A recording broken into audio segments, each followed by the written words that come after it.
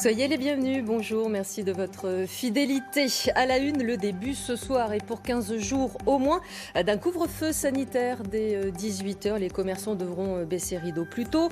Nous devrons être à la maison sauf motif dérogatoire. Nous verrons ce qu'il en est de l'ambiance dans le centre-ville de Brest.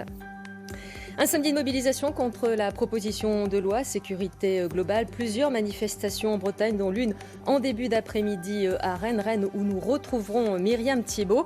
Mais pas de marche autorisée par la préfecture dans le centre-ville, seulement un rassemblement en statique. Et nous en parlerons avec Isabelle Jarjaï, adhérente au Club de la presse de Rennes. Et puis nous irons découvrir des artistes d'Afrique, 23 artistes exposés à Brest par la galerie d'art privé Le Comédia. Une exposition vente qui nous réunit des visions contemporaines de l'Afrique. Voilà une bonne dose d'art aussi dans ce journal avec une exposition vente dont vous pouvez pousser les portes depuis hier. Vision d'Afrique, c'est son nom, est organisée par une galerie d'art privé de Brest, Le Comédia. Julien Lebotte, Bleuane-Le Borgne. Abritées dans ce bel écrin brestois, des œuvres de tout genre captent l'œil du visiteur. Elles sont réalisées par des artistes de 7 pays d'Afrique, mais aussi de France.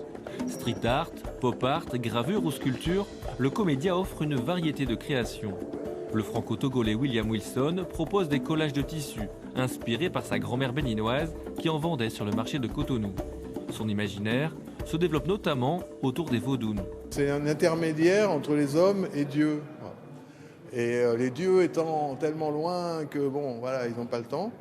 Et donc je considère que d'une certaine façon, l'art c'est un peu ça aussi. C'est une façon de nous élever au-dessus de notre triste condition humaine et essayer d'atteindre quelque chose d'autre. Donc c'est plus dans cet esprit-là plutôt que dans une religion ou dans un rite particulier. Fred Ebami, lui, a grandi en France. Baigné de culture occidentale, notamment américaine dans les années 80, il est allé à la recherche de ses racines au Cameroun. De quoi nourrir, dans un style pop art, son panthéon personnel. À l'époque, j'utilisais des gens comme Martin Luther King, j'utilisais des gens comme Carl Lewis, Michael Jackson. Et en rentrant au Cameroun, par exemple, j'ai découvert des gens comme Oumniobé qui au même niveau que Martin Luther King, était un super-héros aussi pour moi, parce que le but de tout ça, c'était de représenter ces gens-là comme les comics que je lisais quand j'étais gamin. On a toujours cru qu'il y avait une seule vision et une seule façon de voir l'Afrique.